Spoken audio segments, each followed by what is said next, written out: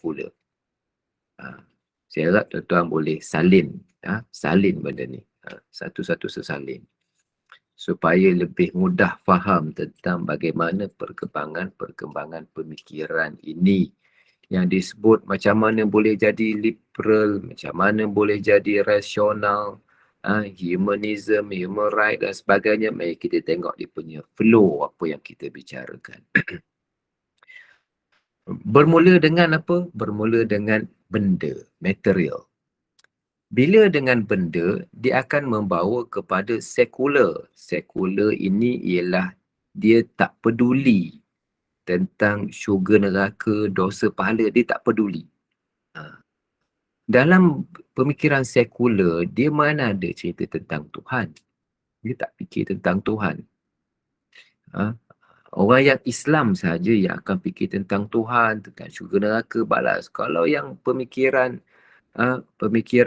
lain daripada Islam ni, dia agama sebagai contoh dalam agama Kristian contohnya. Mereka menganggap perkara yang berkaitan agama ni kerohanian je.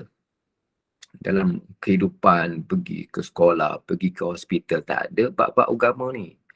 Kita orang Islam sahaja yang menganggap hospital, perubatan di hospital, kerja di syarikat, apa-apa syarikat, kita bekerja, semua ada kaitan dengan agama. Bagi golongan yang material, bagi golongan yang sekular, dia tak anggap kerja sebagai apa pun kerja ni sebagai mendapat sebagai ibadat. Kita orang Islam saja menganggap sebagai ibadat.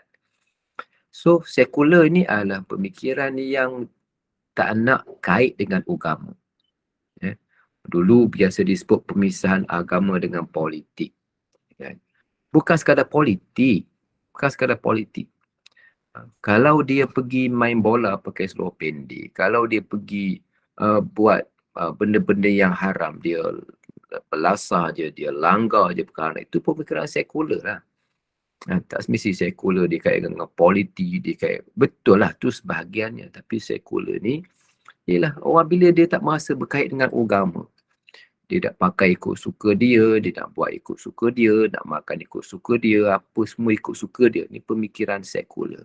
Sebab apa? Sebab tak ada lah sekatan agama, tak ada larangan agama dalam pemikiran dia. Kemudian apabila dia tak ada dimensi agama dalam pemikiran dia, maka dia akan membawa kepada liberal. Kan? Dia akan membawa kepada liberal. Liberal ni ialah orang yang nak bebaskan diri daripada ikatan agama, ni liberal. Dia tak nak terikat dengan agama, ni liberal lah. Bila dia tak nak terikat dengan agama. Bila dia tak nak terikat dengan agama, dia nak ikut siapa? Takkan dia nak ikut agama lagi, maka dia akan ikut kepala otak dia. Dia akan ikut logik dia. Dia akan ikut fikiran dia. Maka ini yang dipanggil dengan rasionalism. Pemikiran rasional. Rasional. Bukan bermakna Islam tidak rasional. Bukan bermakna Islam menolak logik. Bukan bermakna Islam tak menerima peranan akal dalam agama. Tidak. Tetapi bukan mempertuhankan akal. Kan baru ni dalam Saya Dua ni kan, kita perasan tak? Filem yang kecoh lah Saya Dua ni. Mentega Terbang. Siapa ada tengok? Geng-geng Spark ni tak tengok lah kot tak? Tapi anak-anak, tapi orang lain mungkin belum tentu. Mentega Terbang tak? Apa dia kata, apa nama ni, dalam salah satu daripada dialog dalam filem itu, dia kata ikut pilihan kau nak ikut agama ni, ikut pilihan sendirilah. Nak ikut agama ni, dia kata. Apa yang dipikirkan baik, buatlah, dia kata, ikut agama. Tu kata dia kan. So, orang marah lah. Orang kata ini mempersenda agama. Ada satu bapak lagi yang berkaitan dengan makan babi. Jadi kecoh lah, orang marah lah. Dia kata dia tak menghina agama, dia kata. So, dia gunakan logik dia lah. Kita kata tak boleh macam itu. Kalau kita mendidik anak, kan, takkan kita nak bagi pilihan kepada perkara-perkara yang tak baik. Kita harus mendorong dia supaya memilih perkara-perkara yang baik. Okey. So bermula daripada apa tadi? Materialism, pemikiran maddiah, pemikiran benda. Sibuk pasal rentetan daripada yang kita bincang pada minggu yang lalu. Dia berkait sebenarnya. Jadi saya harap kakak-kakak, ibu-ibu, abang-abang, kita fokus dalam kuliah ini, tengok slide saya dan kau boleh catat-catat sebab ini very important. Very important untuk nak faham bagaimana yang sebut diperlah apa semua. Dia punya puncanya kat mana dan dia akhirnya kat mana dan dia punya circle. Kemudian dia bila dia dah rasional, bila dah logik, maka dia akan pergi kepada yang kelima, dia panggil dengan humanism. Humanism ini ialah satu bentuk pemikiran yang melihat kepada aspek manusia. Dia tak fikir tentang Tuhan. Humanism ni kemanusiaan. Dia tak fikir tentang ketuhanan. Dia ada dua. Human, God. Kemanusiaan, ketuhanan. Ketuhanan taruh tepi. Tak ada. Humanism ditumpukan kepada aspek kemanusiaan. Dia tengok aspek manusia. Kebahagiaan dia, seronok dia. Dia punya rasa, feeling dia. Kan? Tuhan apa semua tu melantak lah dia kata. Dia tak menganggap Tuhan itu ada. Sebab Tuhan ini benda yang tak nampak. Mereka yang pemikiran sesat ni lah pemikiran berasaskan kepada benda. Kalau boleh proof, kalau boleh ada, kalau boleh dilihat, ada lah. Dianggap ada. Kalau benda yang tu tak ada, tak dilihat, maka tidak dianggap ada. Hanyalah kepercayaan. Kepercayaan ni dia kata macam hantu lah. Kan? Ada yang mereka anggap hantu ni, bagi mereka kalaulah orang tu takut, maknanya dia menganggap batang pisang pun hantu. Kalau orang tu berani, apa pun tak ada. Dia kata Tuhan ni persepsi je. Kerana kita fikir ada, maka kita anggap ada. Benda tu tak ada sebenarnya. Kan? So benda yang ada apa? Human, kita ni. Dia kata. Sebab itu mereka mementingkan kemanusiaan benda yang nampak manusia. Rentetan daripada itu, dia akan pergi kepada yang keenam, kepada human right, kepada hak asasi. Hak asasi ni ialah pemikiran yang menganggap, yang melihat kepada keinginan manusia. Keinginan manusia. Dan keinginan tu diangkat sebagai suatu hak yang perlu mereka peroleh. Keinginan je. Tapi keinginan itu diangkat sebagai suatu hak yang perlu mereka dapat. Kan? Jadi kita kata tak boleh. Kan? Keinginan memanglah keinginan. Tapi keinginan ni bukan hak. Keinginan setakat keinginan. Keinginan nak pergi berjalan. Nak pergi makan angin, pergi Langkawi contohnya kan. Katakan nak pergi mana, nak pergi Singapura ke, nak pergi Thailand ke, tak kira nak mana. Keinginan. Keinginan. Keinginan ni bukan mesti benda tu dapat. Kan? Jadi mereka menganggap angkat keinginan tu sebagai benda yang perlu dapat. Contohnya, contoh mudah ialah orang yang nak tukar jantina.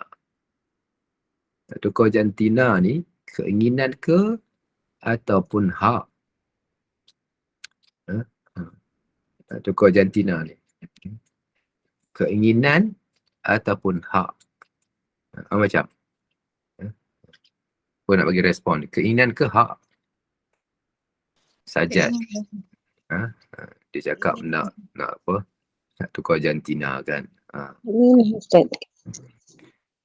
Kita kata hak kan.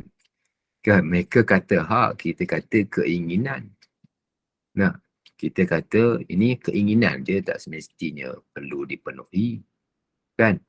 Nah, bagi golongan-golongan yang fikir tentang ni, dia kata apa? Dia kata hak dia. Sajat kata ini hak dia. Kan? Kita jad, kita bukan hak kau ni. Kan? Ini keinginan sahaja. Dia kata hak dia. So, bagaimanakah cara untuk menentukan antara hak dan keinginan? Apakah dia punya garis panduan ataupun dia punya pemisah untuk menentukan ni hak dan keinginan? Ha, sebab kita kata keinginan, mereka kata hak. Sampai sudahlah tak bertemu. Tak bertemu sebab apa? Sebab asas kita dengan mereka tak sama. Asas kita agama. Agama ni termasuklah benda nampak ke tak nampak kepercayaan. Mereka tak ada fikir tentang ni. Mereka menganggap benda yang nampak je. Benda nampak apa? Keinginan benda nampak. Bukan benda nampak. Boleh rasa, boleh hayati, boleh feel, boleh feeling. Kan? So, bila keinginan manusia ni diangkat, keinginan orang ni, keinginan ni, keinginan ni, keinginan ni. Bila tak ada dimensi agama yang menentukan mana betul dan mana salah, maka dia akan pergi kepada yang ketujuh dipanggil dengan pluralism. Pluralism, kan pluralism ni benda yang dia anggap semua betul. Tak ada yang salah. Agama ni semua betul. Kenapa semua betul? Kerana tak ada suatu parameter, tak ada suatu garis panduan, tak ada satu pihak yang berautoriti yang menentukan mana yang betul, mana yang salah dalam jalur pemikiran ini. Kita yang nak tahu betul salah agama ni sebab ada Quran. Ada Quran yang boleh tahu betul salah. Kalau tak ada Quran, ikutkan pandangan manusia, saya kata okey, ni kata okey, ni kata siapa yang nak menentukan saya salah, yang nu salah? Kalaulah kita hanya manusia sahaja. Kalau ada Tuhan, Tuhan lah yang boleh tentukan. Tak kisahlah kau siapa dia ke, Tan Sri ke, Datuk ke, kan agung sekalipun, profesor ulung tak ulung, emeritus tak emeritus, kau cakap semayang dia 3 waktu sahaja, salah. Pasal apa kita kata salah? Sebab kita ada parameter daripada Quran hadis. Kalau tak ada Quran hadis, mana nak tahu mana betul mana salah? Sebab tak ada satu panduan yang jelas. Dalam aliran pemikiran materialism ini, benda mana ada percaya tentang Quran ni, mana nak percaya? Bila mana nak percaya, maka mereka perlu kepada dia punya pemikiran pluralism ini untuk nak membenarkan semua-semua agama, kepercayaan. Kononnya tak nak gaduh. Kononnya tak nak bergaduh. Sebab apa? Sebab kalau kata ini agama ni betul, agama ni salah. Salah menyalahkan antara satu sama lain. Kerang bawa gaduh katanya. Kan? So kita tak nak gaduh-gaduh, kita anggap semua betul belaka. Kan? Ada orang yang berpandangan macam gitu. Ada orang yang tak reti, betul juga dia kata. Kalau gitu, apa semua betul lah. Sebab kalau kata, yang ni kata orang tu salah, ni betul-betul kan jadi bergaduh, tapi tak payah cakap. Pak agama ni simpan bawah kapet. Orang tu kata simpan bawah kapet, kita jangan cakap. Agama orang cakap, orang sakit hati. Jangan dia cakap. Kalau kita bercakap agama orang, sampai orang ni kata ekstrim, saya cakap agama. Kalau saya cakap agama, macam maka mereka mendukung dan mendorong kepada pluralism. Okey. Bila dah yang ni pun betul, ni pun betul, ni pun betul, yang ni pun betul. So macam mana kita mesti ada membuat satu keputusan. Nak tahu betul ke tidak. Kalau tak betul pun kita nak ambil satu keputusan yang paling tepat, yang paling okey.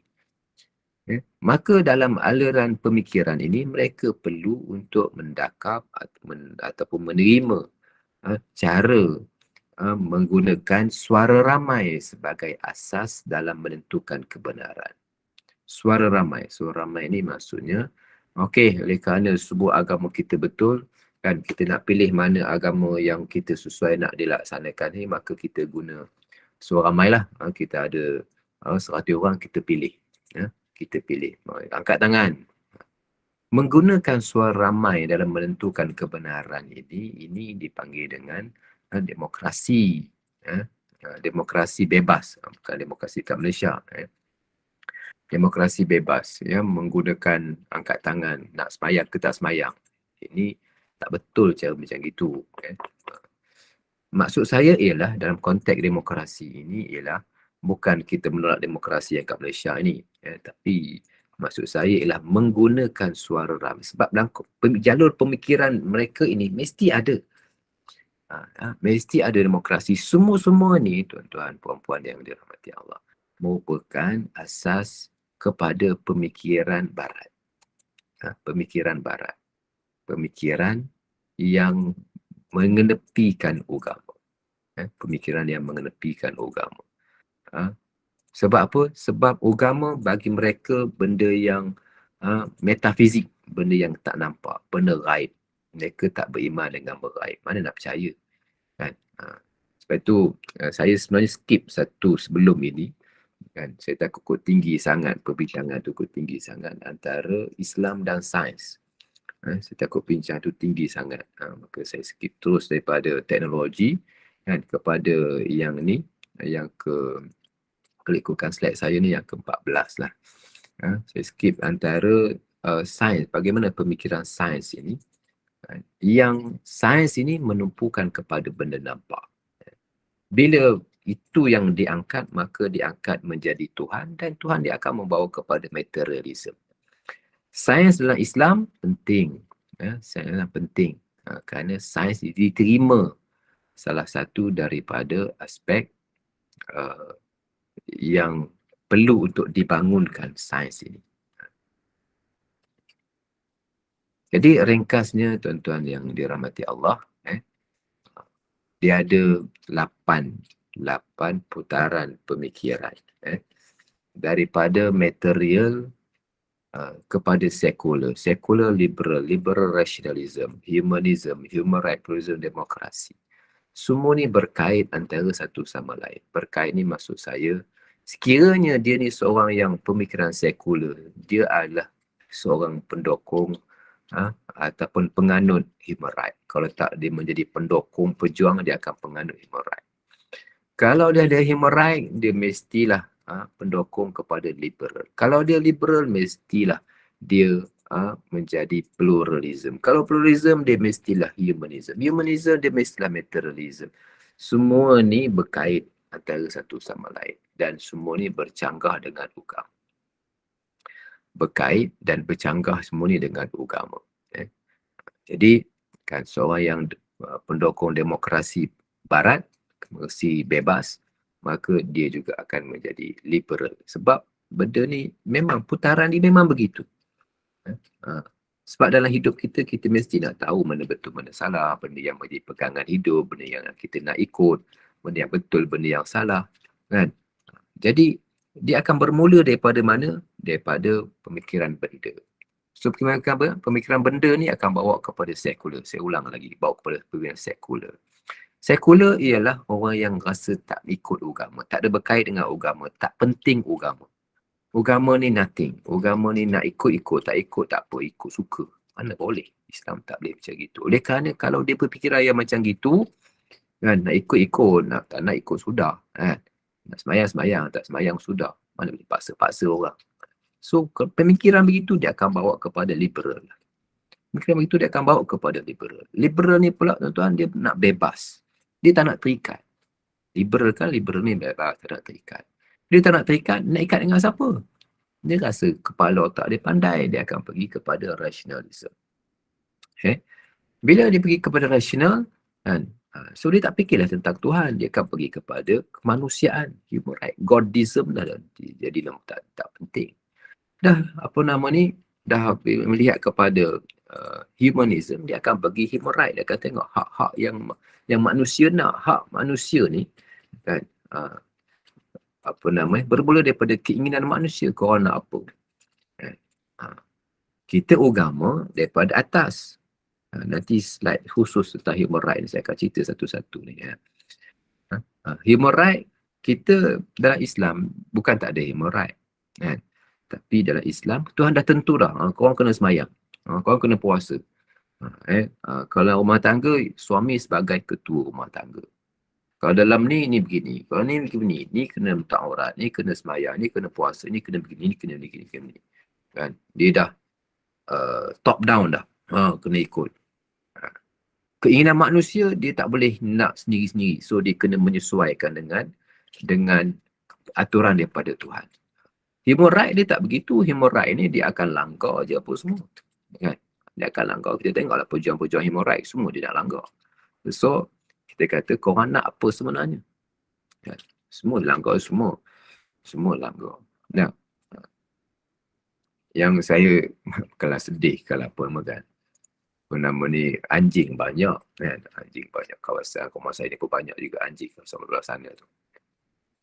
Kita nak apa nama tak boleh mencederakan anjing. Kalau tembak-tembak anjing ni tak boleh sebab pejuang human right. Human right anjing ni marah. Dia marah sebab membunuh anjing. So anjing tu berlepas bebas kan. Apa nama pergi ganggu orang lain, nak gigit orang lain masalahnya. Ganggu orang lain tu tak diperjuangkan, tapi kalau anjing tu ditembak, kecoh pula kan, sebab ni human right anjing, pening kepala dah kan. Kemudian daripada human right itulah dia akan bawa kepada semua betul. Sebab dalam pemikiran mereka tak ada satu panduan, garis panduan yang menentukan mana betul mana salah. Sebab tu peranan Al-Quran disebut Al-Furqan. Furqan daripada farraqa, maknanya yang boleh membezakan mana betul mana salah. Ni peranan Al-Quran. Kalau tak ada tu, memang kita akan pergi kepada pluralism. Sebab apa asas untuk kita kata dia salah? Dan apa asas untuk dia kata kita salah? Tak ada asas. Kita nak kata Kristian salah, nak kata Buddha salah. Kenapa kita kata salah? Sebab ada Quran lah. Ada Quran. Kalau tak ada Quran, macam mana? Nah, kemudian, nak tahu betul salah, menjadi pegangan kita apa? Mesti demokrasi. So, itu ringkasnya lah. Ringkasnya. Okey, ada apa nak tanya? Kalau nak tanyalah sebelum saya pergi ke apa nama ni, slide seterusnya. Satu. Ada tak boleh nak tanya? Kalau nak tanya apa-apalah.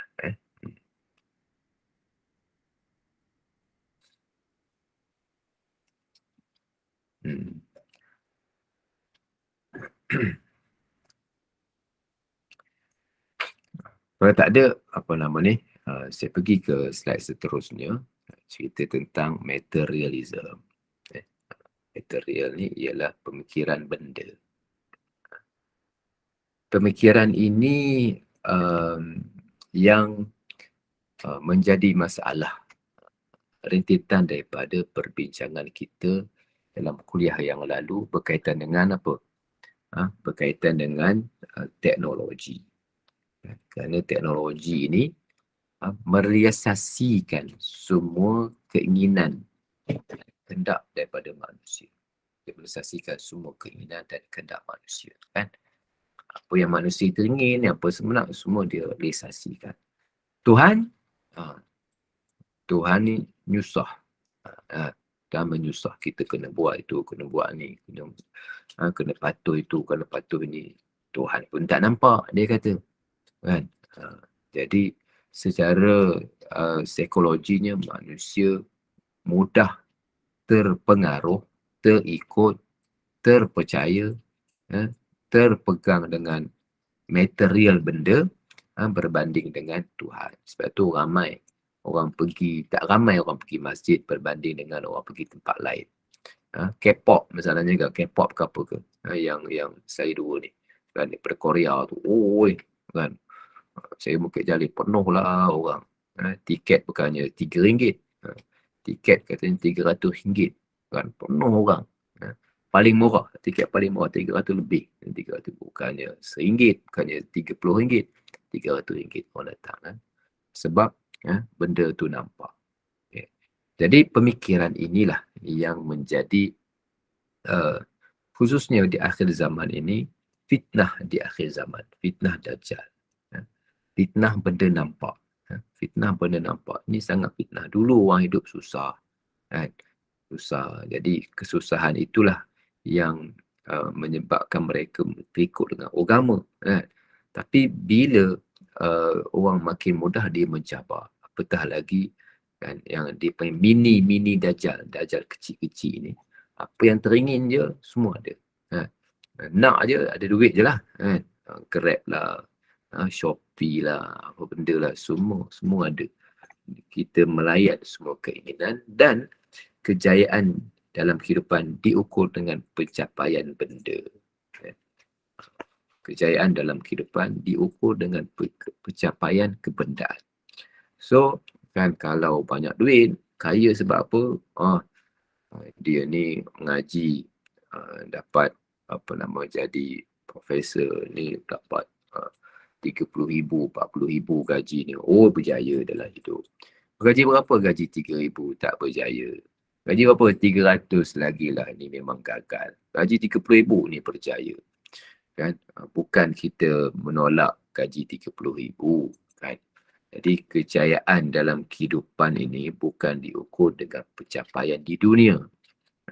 Kejayaan dalam hidup diukur bagaimana kita mendapat keredaan Tuhan. Kaya Tuhan redha, ini bagus. Miskin Tuhan tak redha, tak guna. Tidak, tak. Gaji RM300, kan? Udahlah miskin. Dan buat perkara jahat pula. Bukanlah kita nak hina orang miskin, bukan itu maksud saya. Maksud saya ialah antara orang miskin dengan orang kaya banyak duit. Ada ni gaji 30,000. Ni gaji RM300. 1,000 lah kita kata. Gaji 1,000. Dan, jadi tentulah 30,000 ni banyaklah duitnya. Gaji 1,000 ni sikit lah duitnya. Oh, gaji 1,000 ni Tuhan suka. Gaji 30,000 ni dunia, kebendaan. Kita bukan mengukur kejayaan untuk dalam agama ni dengan benda. Benda tu alhamdulillah. Tetapi bagaimana sikap kita terhadap benda itu yang kita gunakan, manfaatkan untuk agama, untuk Islam, untuk pembangunan ummah, untuk masyarakat. Kita gunakan dan itu yang menyumbang untuk kita mendapat pahala. Sebagaimana yang kita dah bincangkan 2-3 kuliah, saya bincangkan tentang topik. Kalau tak topik khusus pun saya akan sentuh tentang perkara ni sebab dia menjadi satu isu yang kadang-kadang gagal difahami oleh ramai orang. Dia kata dia jadi kerja bank Ustaz. Saya kerja bank ni dunia lah Ustaz, kan? Pegang duit pula, kerja saham ni lagi lah dunia Ustaz. Bukan. Bukan saham tu dunia. Tetapi bagaimana cara kita, fikiran kita terhadap pekerjaan itu yang menjadikan kita ni dunia. Sebab kita tak fikir macam mana kita nak bawa ke akhirat. Fikir bagaimana dengan saham kita menjadi salah seorang daripada player dalam bursa saham. Kan? Itu pemikiran yang menyebabkan material. Kalau benda tu dianggap sebagai tak ada bawa apa-apa pelanggan akhirat, itu benda lah, material lah. Yang mengabaikan aspek kerohanian. Kita hidup ni ada aspek kerohanian dan faith versus materialism. Orang yang yang keimanan dia akan berlawan dengan material. Material ni dia versus dia, benda ni berlawanan antara satu sama lain, di antara material dan kepercayaan. Jadi salah satu daripada surah yang membincangkan dan meyakinkan manusia dengan aspek ketuhanan ni dibincangkan Suratul Kahfi, yang menyentuh tentang 2-3 tema penting dalam surah Kahfi ni supaya manusia menolak pemikiran benda dan pergi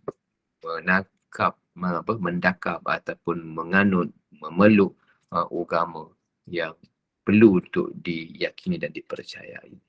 Okey.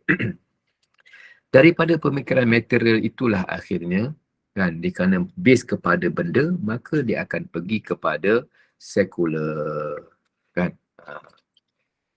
Okey. Antara pemikiran dalam sekular ini ialah beragama suatu pilihan bukan kewajipan. Okey. Antaranya ialah agama satu pilihan dan bukan kewajipan.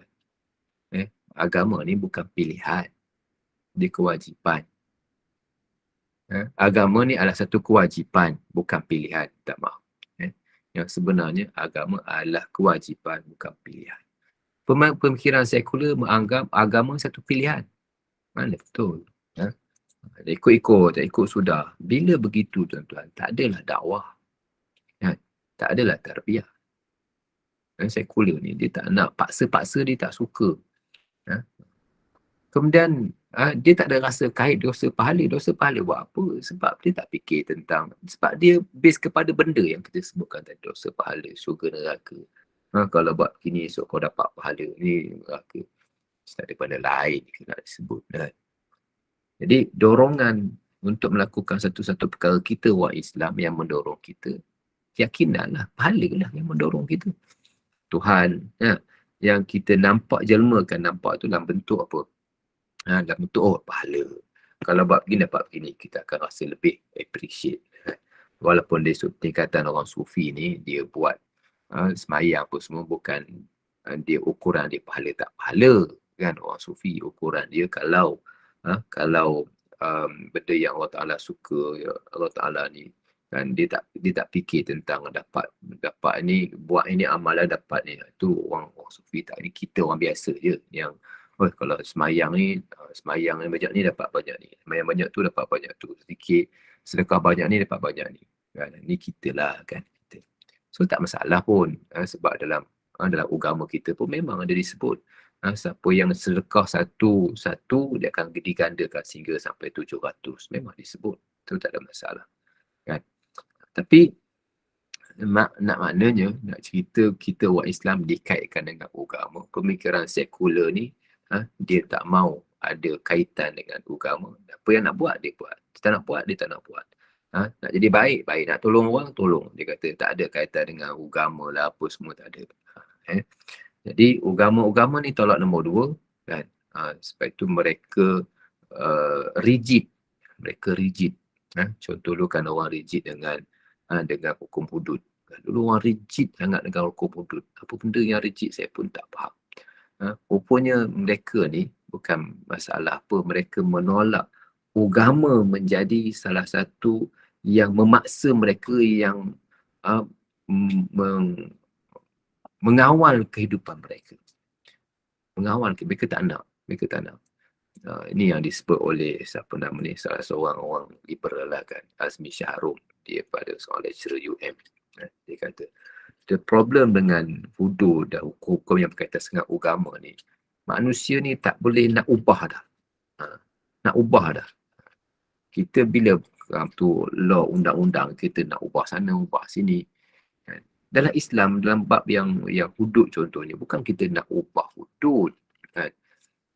Tak tahulah mereka saja tak faham ke ataupun buat-buat tak. Tapi mereka menolak ni sebab mereka tak mahu undang-undang yang mengawal kehidupan mereka, undang-undang yang berasaskan agama.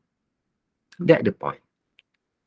Bila benda ni berasaskan agama, contohlah kan. Contoh. Orang naik kereta api kan. Siapa mesti naik kereta api? Kereta api KTM, komuter. Ada tak dalam komuter tu coach untuk wanita sahaja? Wanita sahaja. Ni orang perempuan je. Kadang-kadang kalau kami orang lelaki termasuk dalam coach itu, kadang-kadang masuk je kan, tak perasan. Oh, ini coach wanita, semua orang perempuan belaka. Malu pergi ke coach bahagian lelaki ya. Pisah tak antara lelaki perempuan? Pisah. Lelaki perempuan. Kenapa dipisahkan?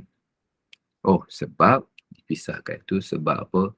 Sebab mengelakkan daripada gangguan orang lelaki, gangguan orang perempuan. Jadi kalau bercampur lelaki perempuan dalam satu kos yang padat, dia akan terganggulah wanita lah kan. So dipisahkan, orang lelaki sini, orang perempuan sini. Tapi kalau perempuan nak juga tempat lelaki, itu ikutlah lah. So mereka kata asas kepada dipisahkan itu ialah mengelakkan daripada gangguan seksual. Okey. Mengelakkan seksual ni logik. So mereka boleh terima alasan untuk mengelakkan daripada gangguan seksual. Tapi kalau kita kata, tuan-tuan, kalau kita kata dipisahkan ni sebab agama menyuruh untuk kita pisahkan supaya mengelakkan daripada pencampuran bebas, sehingga mereka allergic, panas je. Allergic dengan sebut ke agama. Tapi kalau sebut mengelakkan daripada mengelakkan daripada gangguan seksual, seksual harassment dan sebagainya, ini mereka boleh terima. Tapi kalau alasan yang kita beri berasaskan kepada agama ni, Quran sebut begini, hadis sebut begini, mereka punya melenting tak ketahuan kita lihat. Sebab mereka menolak alasan yang berasaskan kepada agama.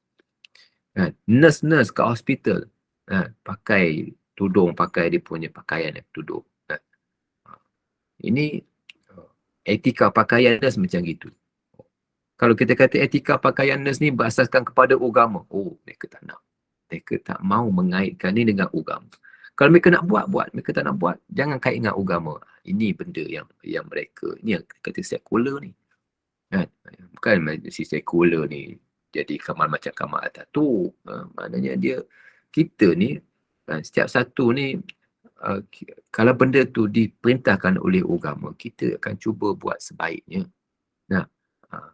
Jadi, bila kita berhadapan dengan isu-isu sebegini, maka golongan-golongan ni menolak alasan yang diberikan berasaskan kepada agama, kan?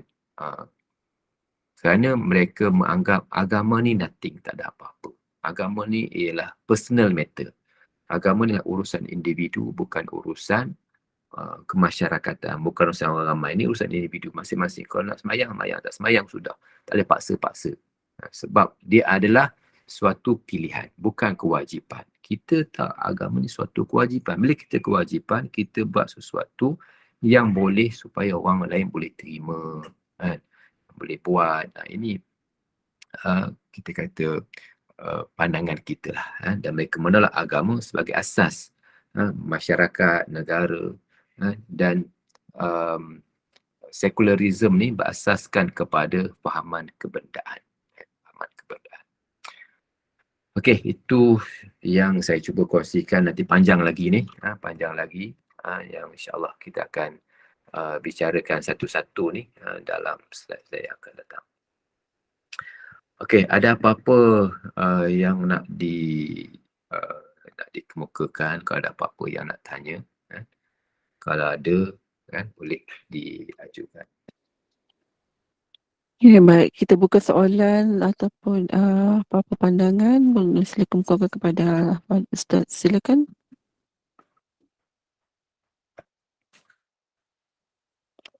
Kat sini ada soalan ya Ustaz daripada Mazli. Semua Ustaz, semuanya berpunca dengan material. Adakah jika seseorang itu materialistik bermakna dia mudah terpesong dengan pemikiran yang bercanggah dengan Islam? Okey, sebab tu kita bincangkan dalam kuliah yang lalu, kan? Kuliah lalu kita bincangkan tentang apa? Tentang teknologi, kan? Bila manusia ni hari-hari dihadapkan dengan perkara berkenaan dan tidak diimbangi dengan aspek kerohanian, dengan amalan, dengan semayang, dengan zikir, dengan Quran, dengan apa, kita penuhkan dada kita dengan aspek itu, dia akan mudah kita terdorong dengan kepada pemikiran benda. Pemikiran benda. Kita nak derma RM10, RM10. Ini sekarang RM10 ni boleh buat ini. Tak, kita tak nampak di sebalik RM10 tu ada pahala yang besar di sisi Tuhan. Sebab kalau RM10 ni, kalau beli barang kat Shopee dapat dah ni. Nah, RM10 masalahnya, kan. So itu pemikiran benda yang mungkin mengganggu. Jadi, kalau ikut soalan ni, kan, soalan Cik Mazli, jika seorang tu materialistik, dia mudah terpesong, ya, kan. Jadi kita perlu keimbangan dalam suasana hidup kita, dalam teknologi apa semua, kita perlu seimbangkan, kita perlu kuatkan, dan kita tidaklah terpengaruh dengan benda supaya kita akan berpegang dengan prinsip-prinsip agama yang insyaAllah saya akan huraikan nanti. Ini baru sikit yang insyaAllah saya huraikan nanti, bagaimana pemikiran Islam, saya akan huraikan nanti. Okey, Puan Mahani, masih ramai yang berkata perkembangan agama Islam walaupun Alhamdulillah, Alhamdulillah. Okey, ada lain?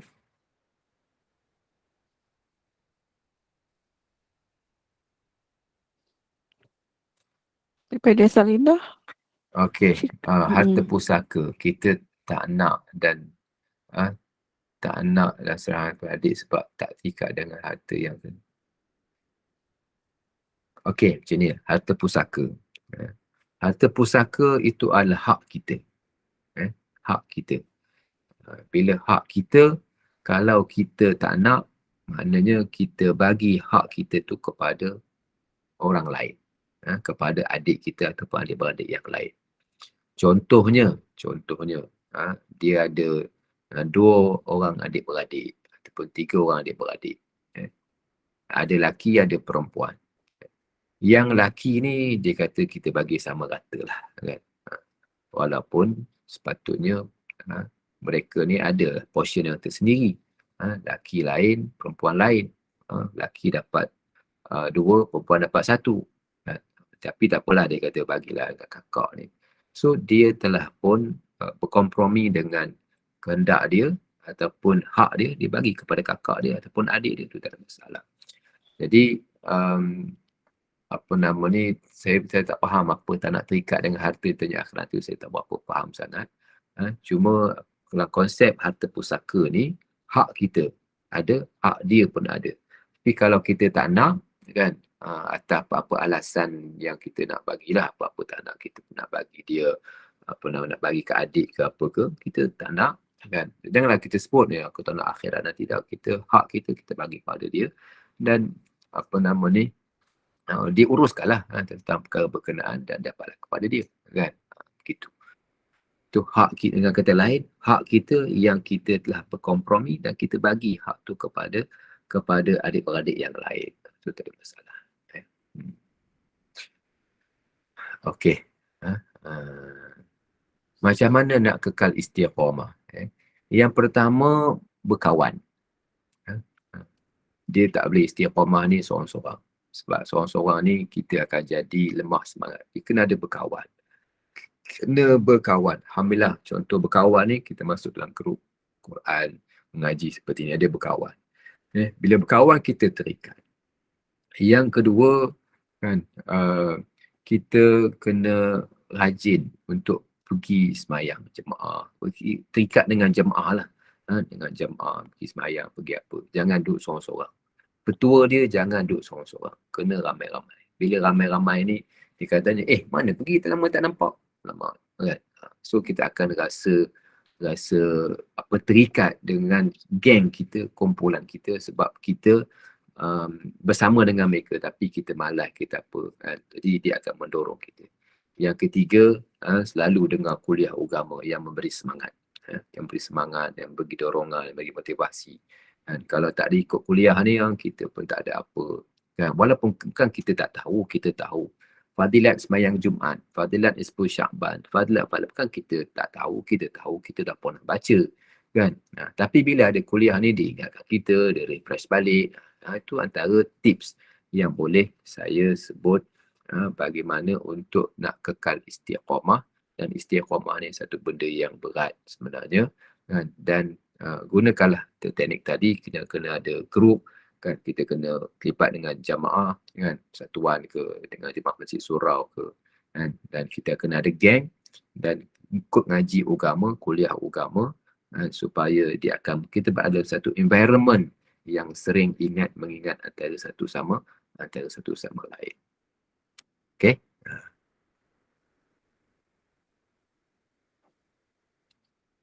Soalan yang lain-lain dari jemaah, silakan. Jemaah yang lain-lain, ada soalan?